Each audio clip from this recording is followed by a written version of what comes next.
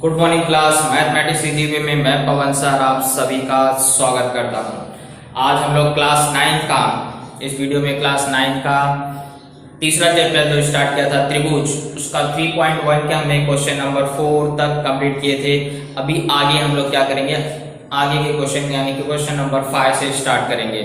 Okay, तो question third chapter के जो 1, 2, 3, 4 जो या आपने जो दूरस्थ अंतःकोण का प्रमेय आपको मैंने बताया था, अगर वो वीडियो आपने नहीं देखा है तो आप उस वीडियो पे जाइए और उसे ध्यान से देखिए और तब इसके बाद आप इन सवालों को करिए, क्योंकि आपको बेसिक चीजें जब तक नहीं आएंगी तो आगे के सवालों को समझने में दिक्कत होता है। तो चलिए आगे स्टार्ट करते हैं। इससे पहले अगर आपने मेरे चैनल को सब्सक्राइब नहीं किया है, आप नए हैं इस चैनल पे, तो प्लीज सब्सक्राइब कर लीजिए और बेल आइकन की बटन जरूर दबा लीजिए। Thank you. चलिए क्वेश्चन नंबर हम लोग स्टार्ट करते हैं 5। तो क्वेश्चन नंबर 5 में क्या बोला है, एक आकृति दी गई, देखिए आप ध्यान से देख लीजिए। एक त्रिभुज देखा जाए तो NME है और इसमें दो रेखा, उसकी दो भुजाओं को आगे बढ़ाया गया है, जिसकी वजह से क्या बन रहा है, रेखीय युगल कोण भी बन रहा है और जिसकी दूसरी भाषा में बोले तो बहिष्कोण बन रहा है। तो हमें इसमें जो अंदर x, y और z है, इसके क्या करने हैं, मान ज्ञात करने हैं। तो उसके लिए यहाँ बोला है कि ये कोण का मान 140 है और ये वाले कोण का मान कितना है, 100 है। तो इसके आधार पर हम लोग क्या करेंगे, अन्य कोणों के मान यानी x, y, z के मान ज्ञात करेंगे। एकदम सिंपल सा। अगर आपको कोणों के बारे में अच्छी तरीके से मालूम है, रेखीय युगल कोण, शीर्षाभिमुख कोण, संगत कोण, आपको एकांतर कोण, ये सब कोणों के बारे में अगर अच्छे से जानते हैं तो आपको कोई भी प्रॉब्लम नहीं होनी चाहिए। सबसे पहले स्टार्ट करते हैं। देखिए जैसे यहाँ पे ये कोण का मान दिया है और इसके बाजू में z है, दोनों एक ही बिंदु पे कोण बन रहे हैं। दोनों कोण कहां बन रहे हैं, एक ही बिंदु पे बन रहे हैं और एक सीधी रेखा पे बन रहे हैं। और सीधी रेखा पर बनने वाले ऐसे कोणों को क्या कहा जाता है, रेखीय युगल कोण। और रेखीय युगल कोण में जब एक कोण का मान दिया हो, दूसरे कोण का मान निकालना हो तो हमेशा 180 में से घटा के निकाल लेते हैं। क्यों? क्योंकि रेखीय युगल कोणों के मापों का योगफल हमेशा कितना होता है, 180 अंश होता है। तो याद रखिए, जब भी सीधी रेखा पे कोण बन रहे हैं और एक ही बिंदु पे बन रहे हैं, दोनों का अंतर्भाग अलग है, तो इसका मतलब है कि वह रेखीय युगल कोण है और रेखीय युगल कोणों का योगफल हमेशा कितना होता है, 180 अंश होता है। तो सेम घटना यहाँ घट रही है, तो इसके आधार पे रेखीय युगल कोण से क्या निकल जाएगा, z। ऐसे सेम घटना देखो, ये सीधी रेखा पे बन रहा है बिंदु P पे दोनों कोण, और ये दोनों कोण सीधी रेखा पे बन रहे हैं, यानी यहाँ पे भी क्या हो रहा है, रेखीय युगल कोण का गुणधर्म लग जाएगा। अब रेखीय युगल कोण का गुणधर्म लगेगा तो यहाँ से किसका मान आ जाएगा, y का मान आ जाएगा। और बाद में हमें अगर x का मान निकालना है, x का मान निकालना है तो त्रिभुज के तीनों कोणों का योगफल भी कितना होता है, 180 अंश होता है। तो अगर दो अंतःकोण मालूम है तो तीसरे अंतःकोण का मान भी आपने निकालना सीखा है। या दूसरा तरीका है, बहिष्कोण प्रमेय से भी आप उसको क्या कर सकते हैं, निकाल सकते हैं। चलिए स्टार्ट करते हैं। सबसे पहले किसको निकालते हैं, y को। तो y कहां बन रहा है, यहाँ बिंदु E पे दो कोण बन रहे हैं, एक कोण बाहर बन रहा है, एक कोण अंदर बन रहा है, दोनों कोणों का नाम लिखना पड़ेगा। तो सबसे पहला पॉइंट, ये वाले कोण का नाम अगर लिखना है तो कहां से पढ़ोगे, TEN। जिसपे कोण बनता है उसको कहां लाया जाता है, बीच में।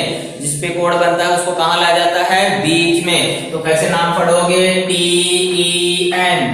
यहां जाएगा कोण TEN प्लस दूसरा वाला कोण क्या है, उसका नाम कैसे पढ़ोगे, ये भी कहां बन रहा है, E पे।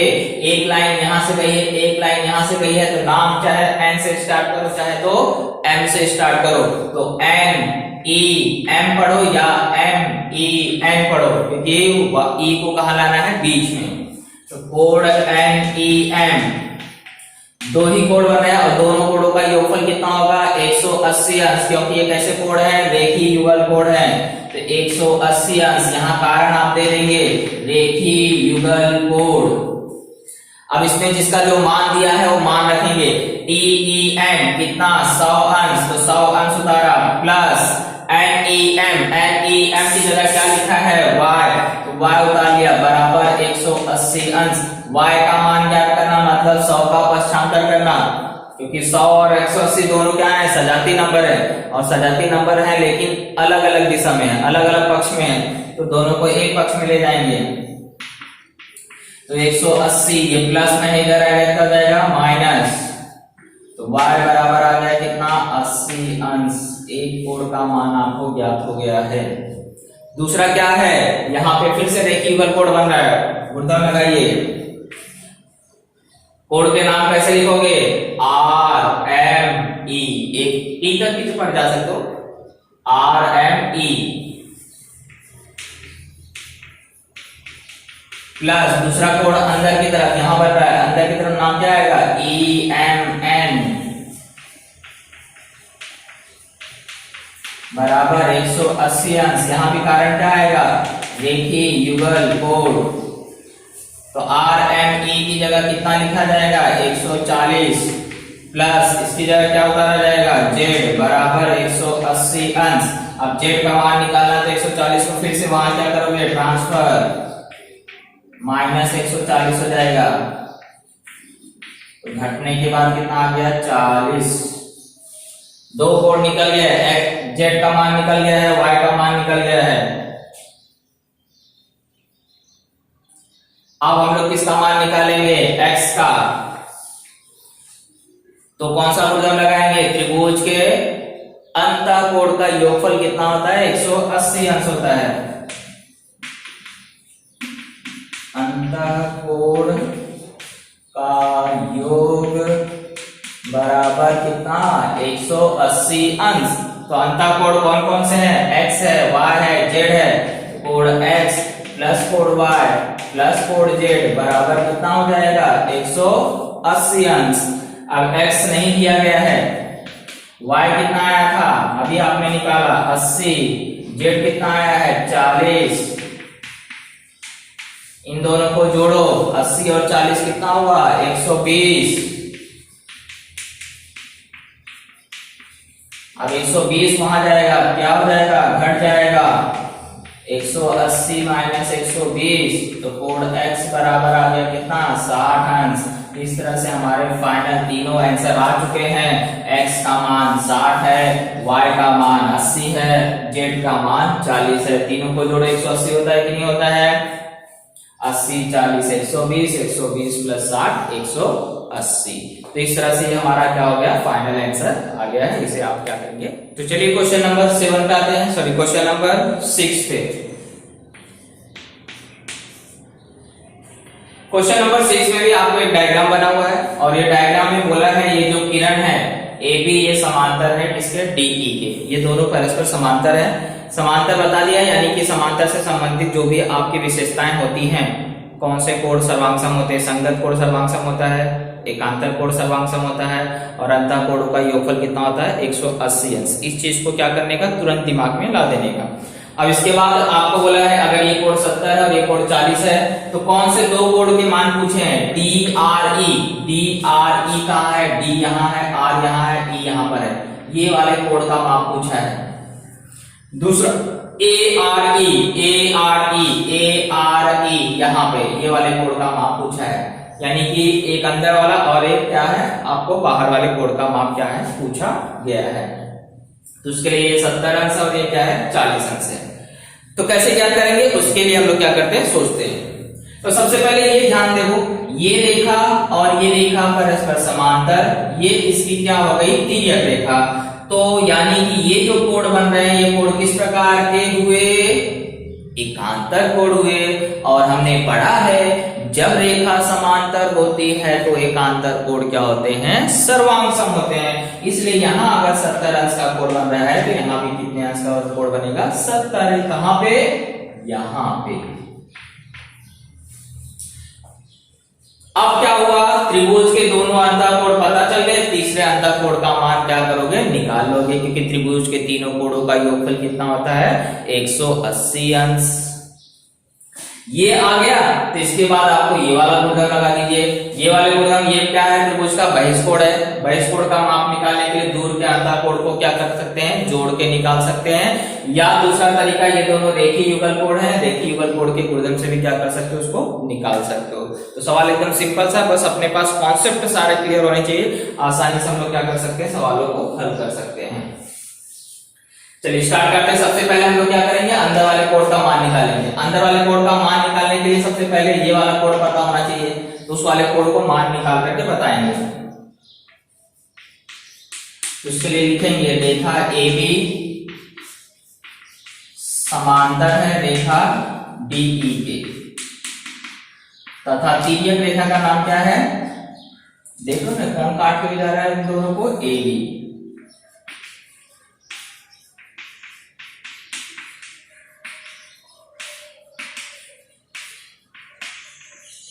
ओके, फर्स्ट पॉइंट हो गया। अब इसके आधार पे कौन से दो कोड बराबर हुए, इस कोड का नाम लिखो BAD। कोड BAD सर्वांशम हो जाएगा किस कोड के, EDR के। क्योंकि कैसे कोड है, एकांतर कोड। अब हम बता देंगे चूंकि हमारा कोड BAD कितने अंश का है, 70 अंश का है, तो अगर ये इसके बराबर है तो EDR भी कितने हो जाएगा, 70 अंश का। तो चलिए अंदर वाला तो निकल गया। अब ये वाले कोड का मान निकालने के लिए हम लोग क्या करेंगे, त्रिभुज के तीनों कोडों का योगफल का गुणधर्म लगा देंगे। तो त्रिभुज, कौन सा त्रिभुज का नाम लेंगे, DRE।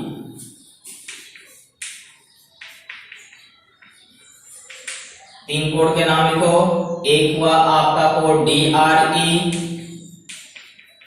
कोडों के नाम अंदर लिखने आता है ना, एक हुआ DRE।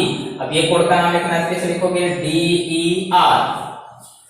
जिसका नाम लिखना है उस कोड को बीच में लाने का, DER प्लस कोड EDR बराबर कितना, 180 अंश। कारण क्या, त्रिभुज के अंतः कोण का योगफल।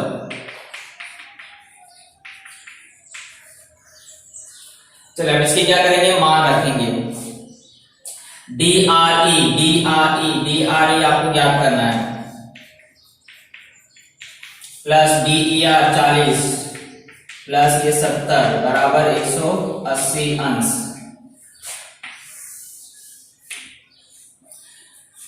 ये दोनों को जोड़ेंगे कितना आ जाएगा, 110। तो यानी DRE प्लस 110 बराबर कितना, 180 अंश। लाइन को कंप्लीट करते जाओ, बस हमने क्या किया, इसको जोड़ के लिखा।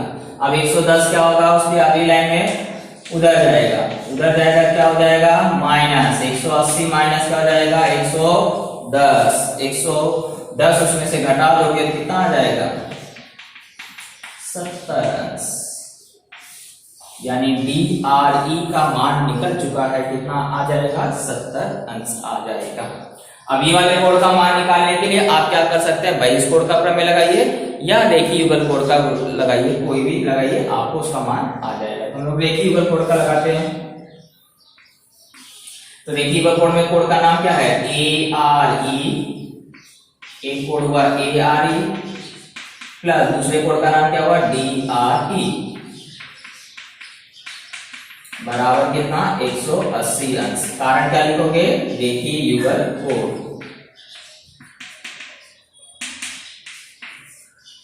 चलिए मान रखिए, ARE की जगह कितना लिखोगे, नहीं दिया है, प्लस DRE का मान अभी आपने निकाला था 70। अब 70 को उधर ले जाओगे, घटा दोगे, 180 माइनस 70 तो कितना आ जाएगा, 110 अंश। तो फाइनल आंसर में दोनों कोडों का मान आप लिख देंगे। एकदम सिंपल सवाल था, दोनों कोडों के मान क्या हो गए हैं, ज्ञात हो चुके हैं। ओके, कोई कंफ्यूजन, रेखा समांतर थी तो यानी ये कोड क्या हो गया, इसके बराबर, क्योंकि कैसे कोड है, एकांतर कोड। त्रिभुज के तीनों अंतर कोडों का योगफल 180 होता है, उसके लिए हमने ये कोड का मान घटा के निकाल लिया, कितना आया, 70।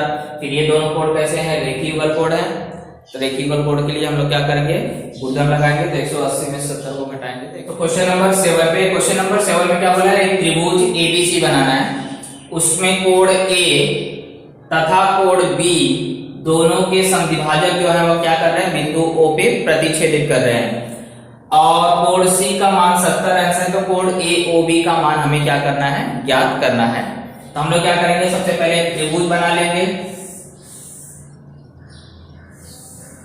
जैसे देखिए इस तरह से त्रिभुज बन गया, इस त्रिभुज का नाम रखना है ABC, यहाँ A आ गया, यहाँ पे B आ गया, यहाँ पे C आ गया।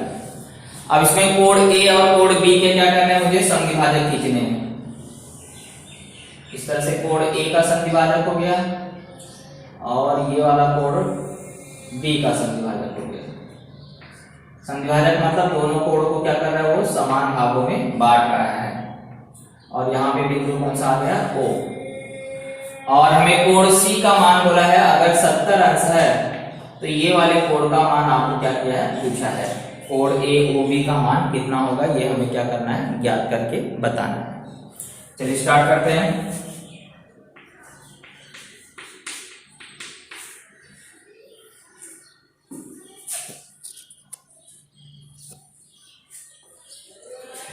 तो हमें ज्यादा कुछ नहीं, पहले हमें पता है कि कोण समद्विभाजक दिया है तो कौन सा कोण बड़े कोण का क्या होता है, आधा होता है। यानी कि ये जो छोटे छोटे कोण हैं ये बड़े वाले कोण के क्या होते हैं, आधे होते हैं। ये हमें अच्छी तरह से पता है। तो उस वही चीज को हमें क्या करना है, लिखना है। ओके, तो हम लोग यहाँ बता देंगे कि AO क्या है, कोण A का समद्विभाजक है। किरण AO कोण A का क्या है, समद्विभाजक है।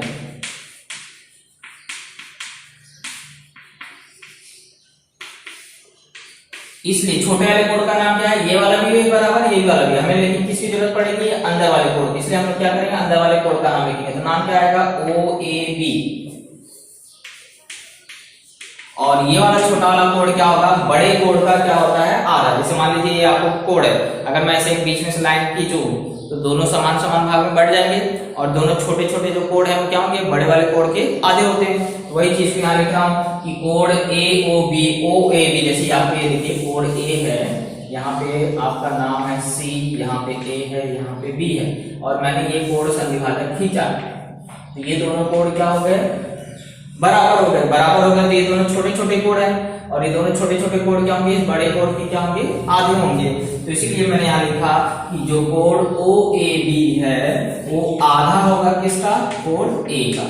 कारण क्या लिख दोगे, कोण समद्विभाजक प्रमेय से। सेम चीज वहां पे भी ऐसे लिखोगे।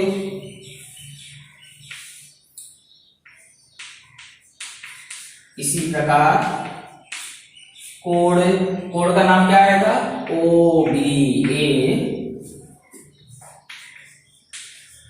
OB क्या होगा, आधा होगा। किस कोण का आधा होगा, B का आधा होगा। यहां लिख देंगे हाफ ऑफ एंगल B, कोण समद्विभाजक प्रमेय से।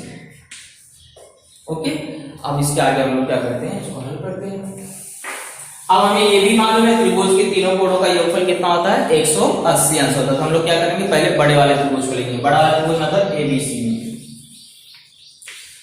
त्रिभुज ABC में कोण A प्लस कोण B प्लस कोण C बराबर कितना, 180 अंश। त्रिभुज के अंतर कोण।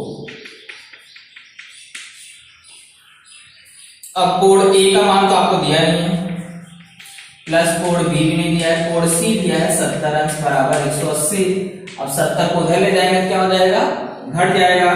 तो कोण A प्लस कोण B बराबर 180 प्लस 70, यहाँ क्या हो गया, माइनस।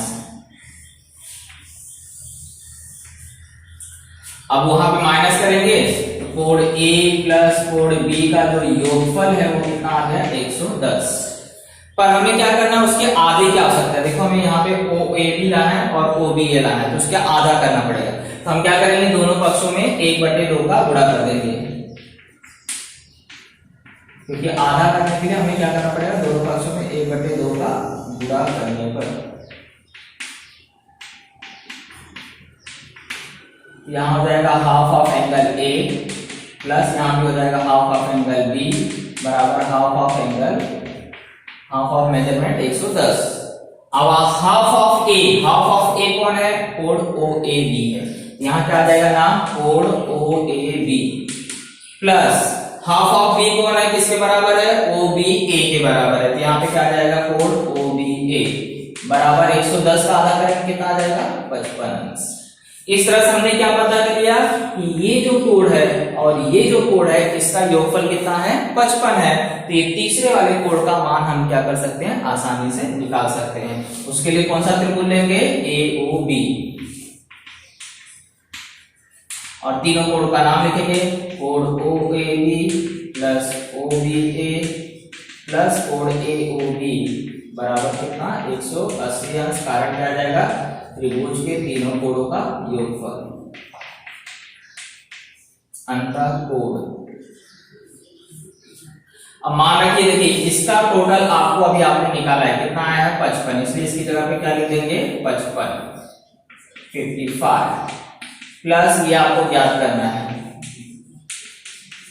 अब 55 को उधर ले जाओ घटा दो तो AOB बराबर आ जाएगा 180 माइनस क्या 55।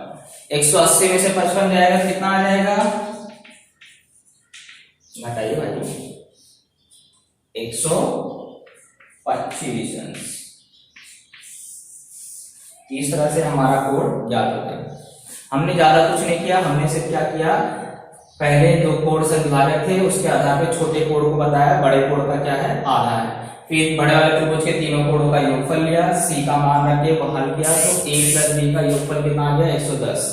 अब हमें उसके आधा आधे की जरूरत है इसलिए हमने आधे का गुणा किया तो हमें त्रिभुज के अंत ये छोटे वाले कोण के क्या हुए अंदर के कोणों का योगफल ज्ञात हो गया। फिर त्रिभुज के तीनों कोणों का योगफल गुणन लगा करके हमने उसका मान निकाल लिया। Okay, this is note